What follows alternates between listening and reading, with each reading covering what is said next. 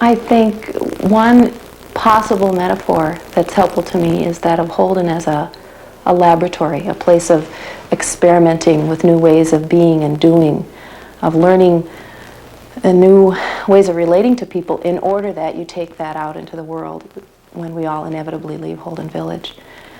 Most people have experienced trying out new skills and new theologies and new worship forms, but I think another area that's real exciting is how we relate to one another as a community.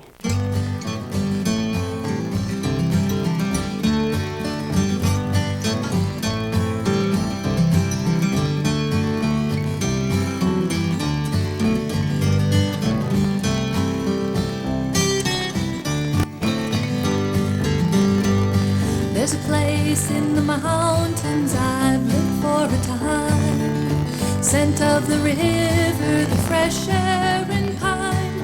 Even when I've moved on new places to roam, I know that these mountains will always be home.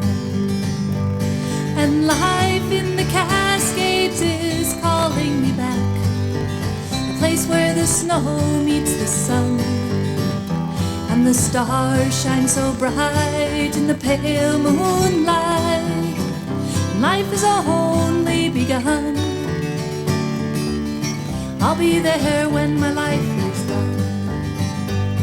There's a trail that I've hiked and a mountain I've climbed, a place on the ridge I've sat time after time. I don't know where I'm going or what's at the end. Maybe someday I'll find where I've been. And life in the Cascades is calling me back, a place where the snow meets the sun, and the stars shine so bright in the pale moonlight. Life has only begun. I'll be there when my life is done. Holden Village is a Christian retreat and renewal community set deep in the heart of the Cascade Mountains in the state of Washington. Surrounded by the Glacier Peak wilderness, it exists without telephones or television, and there are no roads that make it possible to drive there. The village is run primarily by a volunteer staff who are there throughout the year for stays ranging from 3 weeks to a year. And the stars shine so bright in the pale moonlight. Life has only begun. I'll be there when my life is done. Even though it is isolated, the primary focus of the villager is on the issues of the world. This isolation allows for new possibilities in living, thinking, and reflecting for life in the world. Holden's been a place where I've kind of been reborn, where my sense of appreciation for all kinds of people and my awareness that in my great thrust in serving causes and having a cause, I've kind of run roughshod over people. So I've come to not a new appreciation, but for a deeper appreciation for the particularity of people and for the gifts that people have. I'm always amazed at the gifts that people have to give and how many interesting and exciting and giving people are here. In 1893, James Henry Holden came to Lake Chelan and began prospecting in the Railroad Creek Valley. By the early 1900s, he had staked a claim and begun work tunneling into the side of Copper Mountain. By his death in 1918, still no major breakthroughs had been made, and his claim was sold to the Howe Sound Mining Company. In 1936, Howe Sound decided to develop the mine. For the next 20 years, the Holden mine, employing between 350 and 400 people and operating on a 24-hour basis, was the largest copper mine in Washington state.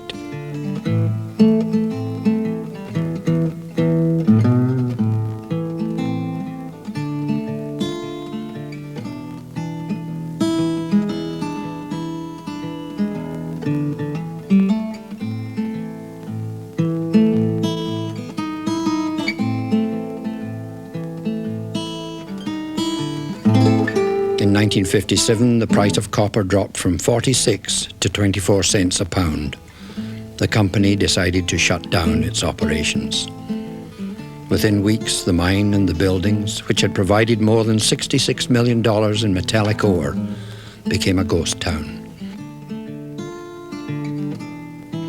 Families and workers who had settled there for 20 years were gone. In 1960, the village was gifted by the Howe-Sound Mining Company. Since then, it has provided a destination which attracts over 6,000 people annually, some staying only a few days and others all year. The combination of Holden's mission and its natural setting provide an experience that is not only an adventure into the wilderness, but one that many times profoundly shapes the lives of individuals. Holden is a Christian renewal community. Christian and self-consciously, and that Jesus stands at the very center of what Holden is all about. Holden is a majestic place in the mountains, high in the mountains of Washington State, but it is not a place apart from the issues of the world. The issues of the world are very central to what Holden is. One of the statements that I love personally about Holden was written originally by one of the early founders, Wilton Bergstrand, and I'd like to read that to you. He wrote, "I have never been any place where from the moment I arrived I felt so completely apart from the world, and where I could so clearly see the world from which I had come and to which I would return. It's not getting away from it all, it's really getting back to it all, back to the basics of one's existence." Holden is also a renewal community interested in the renewal, the healing, and the refreshment of people through worship, through prayer, through study, through humor, through work, through play, and lots of conversation. Finally, Holden is a community. This community varies in size. In the winter, it's a very small, somewhat under 100 people, intentional, bonded, defined community. And in the summer, much larger, about 400 people who come and go every day, a very transitory community. Out of that community arise the issues and the concerns that people have and to which the community focuses its attention. It's a safe place, a place where one can share one's passion about convictions and commitments, but also about pain and struggle and the inconsistencies of one's life. Holden is, in the last analysis, a place for theological and moral reflection around all the issues of our day. Sun is rising, wind it softly blows. The shuttle is ready for liftoff as the east horizon glows. Sun is rising, wind it softly blows across the ship on its way to the stars.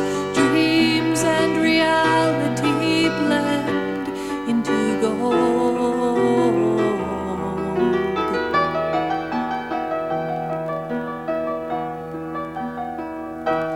Wind is rising, sun it softly blows. Por cortar el café, Nicaragua. Rising, sun softly blows across a country that's dying in war. What are we doing it for? Sun is rising, caught in two worlds, the third and the first. Someday recognize the earth as one world and no longer need war, and no longer need fear, and no longer need the morning cup of coffee.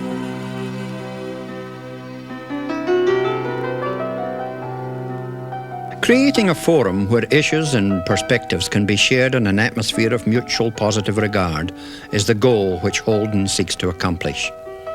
Forums and sessions offer people who hold minority positions an opportunity to voice their pains and struggles. We heard it on the radio 3,000 miles from home.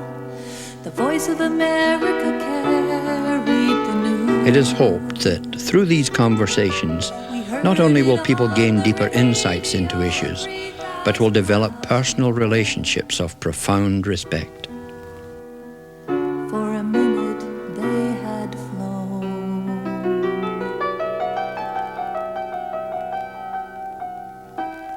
Wind is rising.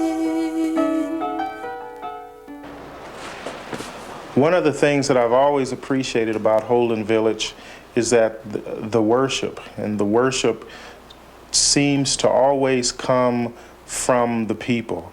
It's not orchestrated by some pastor higher up who has this plan, this liturgical plan that only the pastor knows about. The worship here, I feel, comes directly from the people. If the people feel like dancing, they dance. If they feel like singing, they sing.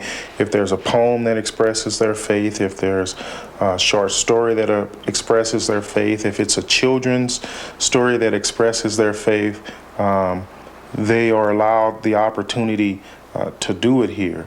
It fits into the framework of worship. It's not willy-nilly, but it's still very much of the people. And that's one of the things I've always enjoyed about the village. Holden exists to proclaim and live the gospel of God's unconditional love, known to us through Jesus Christ. It is the gospel that shapes and directs the life of the village. Everyone at Holden joins in the community's commitment to daily worship. This moment belongs to God, and God invites all to participate. I've had the unique opportunity to be at Holden Village for all 4 seasons. I've lived here for a year, and being in the valley and at the village for winter and fall and spring and summer has given me the unique opportunity to experience a very natural setting firsthand, and to deal with the wilderness and deal with all of God's creation at a very intimate level. At Holden, we live kind of right near the wilderness and right in the middle of the wilderness, but many people never make it outside the boundaries of the village, especially in the summertime. And with the incredible amount and the incredible beauty and the incredible power of the creation all around us, and just within an hour's walk, it's really kind of a shame. So a wilderness spirituality program was started in the summer of 1989, which with its purpose to bring people back into contact with nature on a deeper level than just seeing it from the village or even just taking a hike in it. We're trying to remind people that human beings are a natural phenomenon, that human beings are an integral part of nature and not separated like we so often think that we are. Not only because of its theological perspective, but because of its setting, one of Holden's priorities is the stewardship of creation. Holden cares for the creation in a variety of ways, ranging from limiting its use of fossil fuels to running an extensive recycling program. But one of the most visible ways it does this is through its food philosophy. The diet contains far less meat than most Americans are used to, less sugar, less salt, and far fewer processed and refined foods. The emphasis is on alternative protein sources, the use of whole foods, making meals from scratch, and using up everything. Anyone who has tasted some of Holden's bread will tell you the result is appealing. I came to Holden about 2 years ago, and I've been working in the kitchen that whole time. And I guess the thing that I most commonly hear about when I work in the kitchen is people saying that the food is not what they're used to. And that's probably true if you're used to eating a diet that contains a lot of burgers and fries and fast food and stuff, then that's probably true. Although we do eat some burgers and fries too. We don't have meat at every meal. I was raised vegetarian, and it's good to come to a place that espouses that kind of philosophy. The majority of villagers visit during the summer months between June and September, with as many as 250 people coming and going daily. But in the winter months, things slow down and a community of 60 live and work within the village. Sojourners and those on personal retreats are just some of the visitors who augment the winter community. It is a time of reflection, quiet conversation, long nights and short days.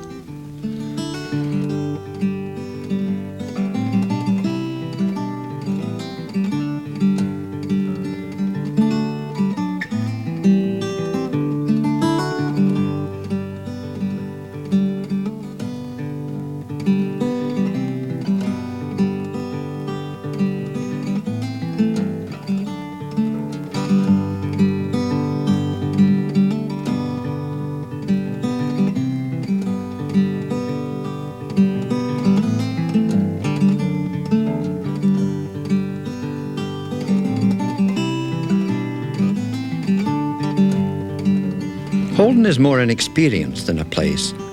Those who have had their lives shaped by Holden have also shaped what Holden is. There is an energy and direction that shapes Holden that is undefinable and mystical. It is what those that visit here call Holden Village.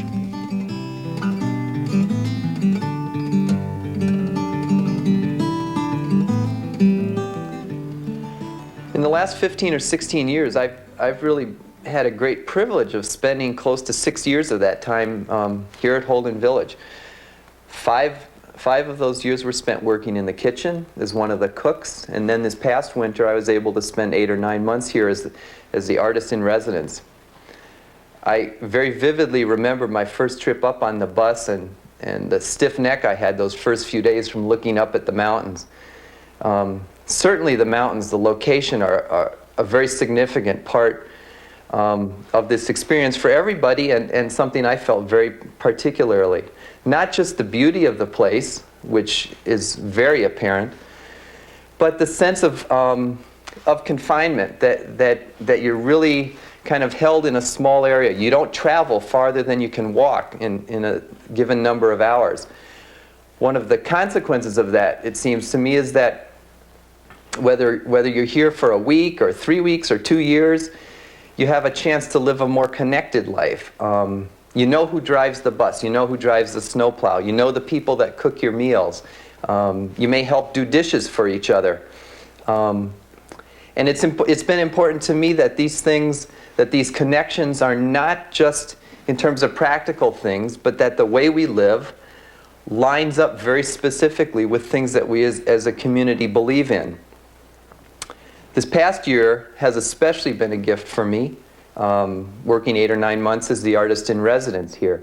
It's given me a chance to make connections between my own artistic work and the things that I not only believe as an individual, but that the community believes as a whole. I've had the privilege of being at Holden 4 or 5 times in the last 15 years, and each time it's been a little bit different. Each time it's been a gift.